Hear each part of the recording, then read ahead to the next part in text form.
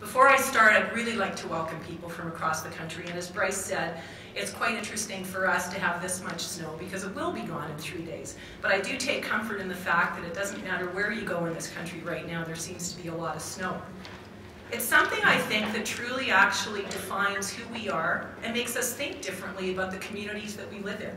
You know, we always have challenges with respect to how we manage weather, how we manage infrastructure in places like Alberta, in places like Canada. Not necessarily unique, but certainly different than a lot of the places that you're thinking about trying to solve problems in around the world. And I'm also pretty excited to know that there are so many people here of so many diverse backgrounds in terms of your own community perspectives, your educational perspectives, and what drives you to be here today. Whether you have a particular interest in a part of the world, a particular technology, or perhaps a commitment to your profession. Those are all important in terms of an organization coming together to do the very best that they can. I think that there are exceptional people and organizations that have come together to build Engineers Without Borders. And it seems to me that at the core root of this, it's not about technology. And we talked a little bit about this morning when I was in a meeting earlier with some of your steering group. At the end of the day, I think that the reason that people get involved in development, and was certainly the reason that I got involved in governance and human rights in my 20s, was because we look around the world, we know that issues are complicated, and we want to make sure that people have the ability to make informed choices, that they can be empowered, and that we can be partners with them in trying to present options that allow people to control their lives and build for the future. Because at the end of the day, I think whether we're engineers or lawyers, volunteers in social agencies, whether we're doing the work in Canada or whether we're doing it around the world, we're fundamentally trying to make sure that we're dealing with poverty effectively and that we're seeking out where injustices happen, where we're trying to make people's lives better. We're empowering people to change their lives themselves. And we're acknowledging the fact that we've had tremendous blessings that have given us the opportunity to assist in that process. And I think that that has been a shift in the conversation that we have in Canada with respect to who we are as Canadians and how we work around the world. I think that there is a growing awareness, and EWB is an important part of this, that development is about more than subsistence.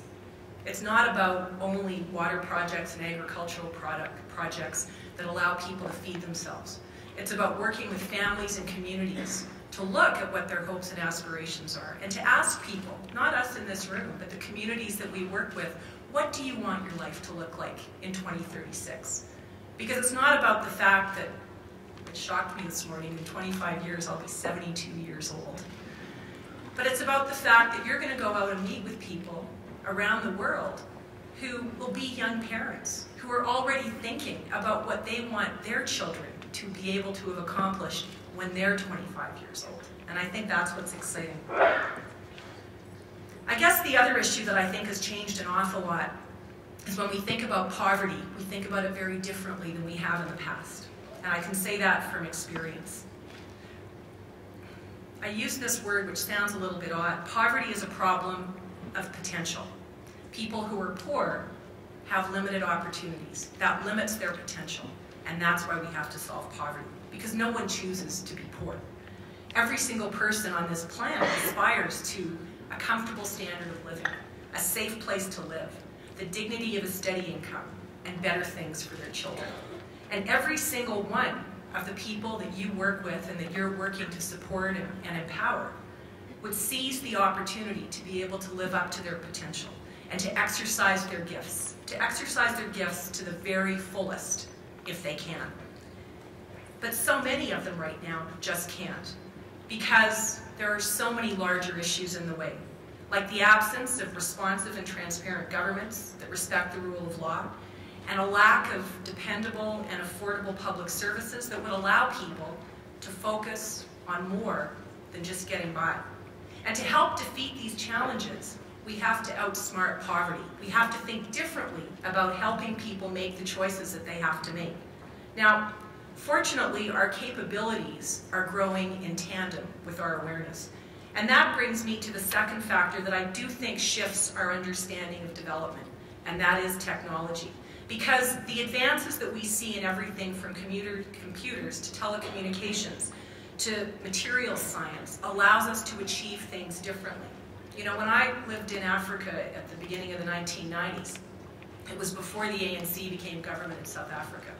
And we had a telecommunications system in South Africa that was archaic. So for anyone who's been to Africa, you can imagine if the system in South Africa was archaic, what was it like in the rest of the continent? And it was abysmal, absolutely abysmal. To me, one of the most fascinating changes that I saw with respect to technology between 1990 and 1996 when I left was that we completely overstepped the idea that we needed to put infrastructure in the ground or in lines to allow for telecommunications to work.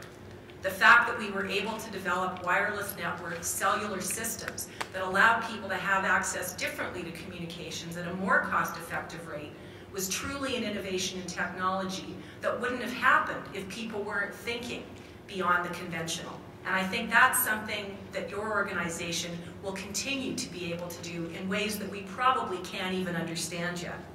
Because when we think about approaches to solving problems that way and using technology in a practical and effective way, we can span larger areas and we can reach more people, and we can do it in a more cost-effective and efficient way that allows people to enhance their quality of life faster.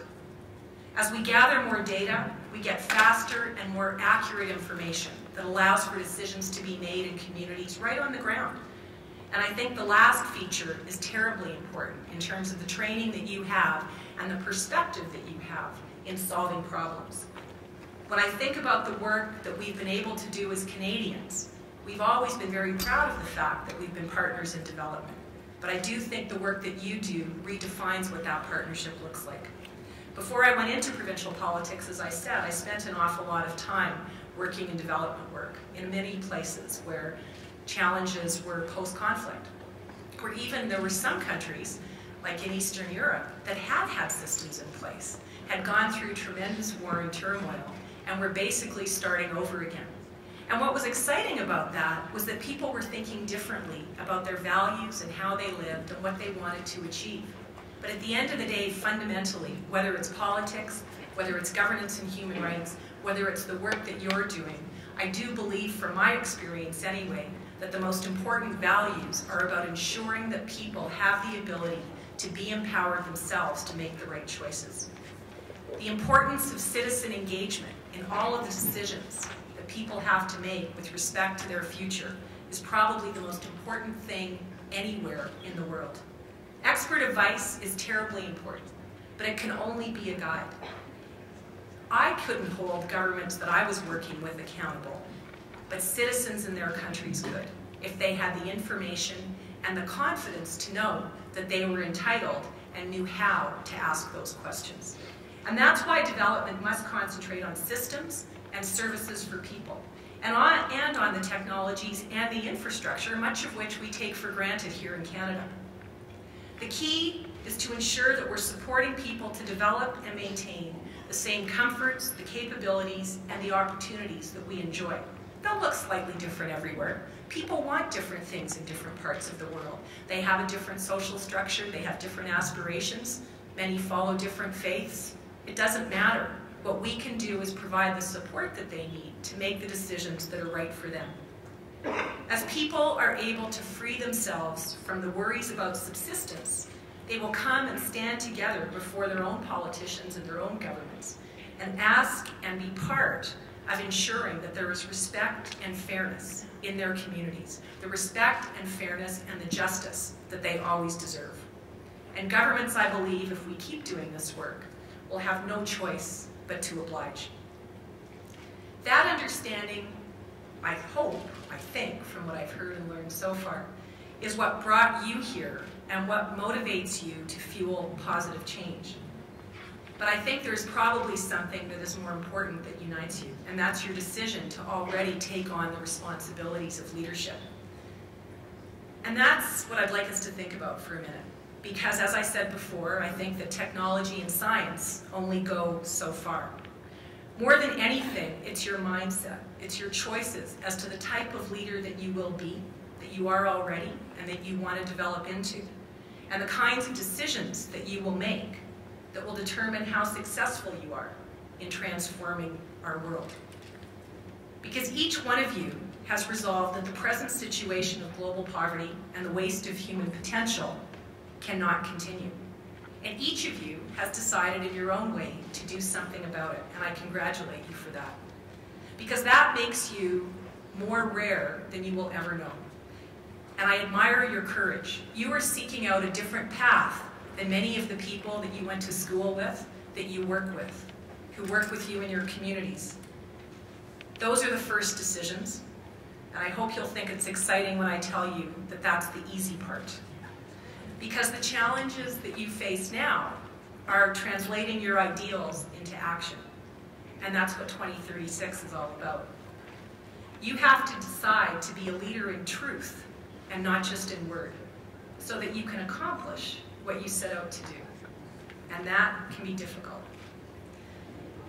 If I had to boil down leadership to its most basic essence, it would be this: that leadership is the ability to sometimes make difficult choices based on your values and your convictions and stick to them. Because the responsibility never gets later. And as I've learned many times, not only in this job, but in other jobs in my career, in my life, it's important to always remember why you started down the path that you did. Now, I've had the opportunity in the last couple of years to talk to an awful lot of people in elementary school. And they say, how did you end up in this job? I honestly don't know quite how I ended up in this job. When I was in university, I didn't ever think that I would have this job. But what I say to kids that are 10 or 11 years old is just follow your passion. Think about what you care about. Think about what you enjoy doing. Think about what you'd like to be able to accomplish in your life, and follow your passion. And to me, if you can sort that out, then you've created a system of values that you'll be able to rely on no matter where you are in your life, where you live, where you are in terms of your family, what community you live in. Because at the end of the day, all we can ever bring to anything we do in our life is our very best. And I've thought an awful lot about that lately. For anyone here who lives in Alberta or thinks about Alberta, we know that Alberta is a terrific place to live. We have outstanding public services, we have a rich tradition of natural resources, and we have a very strong democracy, and we're very, very blessed. But despite all these blessings, even we in Alberta, my government, will face difficult choices this year, just as governments will across the country. Our economy is based on trade, and many of our biggest trading partners still are recovering from the recession. Low growth, and many of you who are in the industry here in Alberta know this, low growth leads to low demand and low prices for our commodities. And in fact, Alberta's oil right now is trading at a very steep discount on North American markets, well under the benchmark price, $30 under the benchmark price. And all of this results in lower revenues for government and the need to look at reduced spending. And if we don't make that decision as Albertans and as a government, then markets will lose confidence in us, which will hurt our economy. But every single group, department, and organization that receives public money has excellent arguments as to why their funding shouldn't be cut. And they're right. At the end of the day, it's so important for us, and so important for me, to not forget for a second that fundamentally, even in our province, there are vulnerable people, like single parents, kids in foster care, people living with disabilities, who count on services being there for them. And we've been fortunate enough in this province to be able to support vulnerable people, and we'll continue to do that. That is a fundamental choice that leadership can make, and it's a fundamental choice that we will make as a government. And I also have to remember, on the other side, that Alberta's population will grow by 1 million over the next 20 years, which is almost a 25% increase. And we have to invest for the long term now, where services and infrastructure will be swamped and our quality of life will be impacted. And frankly, we've seen that happen before. We know from experience that solutions will only get more expensive if we wait, both financially and socially. So when I think about the choices that we need to make, and I think about my experience in my life, it seems to me, and you'll experience the same thing and probably already have, that you're always going to have to choose from conflicting interests. And sometimes you'll have to make tough decisions, and you'll have to be able to have the strength to bear the burden of those decisions. So even though you are selflessly devoted, I believe, to working in a universally respected field, you must confront these truths and you must accept them. But I will say that the most important thing that I would ask all of you to remember, and I sometimes forget it too, is you have to stay true to your values and to your beliefs, the values and beliefs that led you to be here today. Because over decades and in difficult times, you have to remember that those values and those beliefs are the touchstone of all that you do. You will never be able to please everyone, even if you try. And you will limit your own effectiveness and raise the odds of failure if you think that you can. And no matter what position you hold, every day, you will have to deal with difficulty in the face. And you'll have to make sure that you don't turn away from it. Because you have to do the best that you can do with what you have. And you've probably learned that already from the communities that you work with around the world. Sometimes you do have to choose, but that's all right. That's what makes us stronger. You must decide where and how you can do the most good, and you need to focus on that. And when you've made your decision, stick to it, and resolve to complete your tasks to the end. I want you to remember that good deeds are never free, and they're never cheap. And they come with a high price attached, sometimes for you, and sometimes for the people that you're trying to help. There's a great deal of adversity out there. But I know that you've already experienced some of that. You were already successful in your lives, and you've chosen to be leaders. And that means that you haven't been dissuaded, and that these realities won't dissuade you. Because you are going down a path that few of your peers would have the nerve to follow. And I believe that your reward will be to have made a difference. I believe that you will fulfill the highest calling, reaching out with compassion to bring light and optimism to the people's lives that you serve. And you will fight against oppression.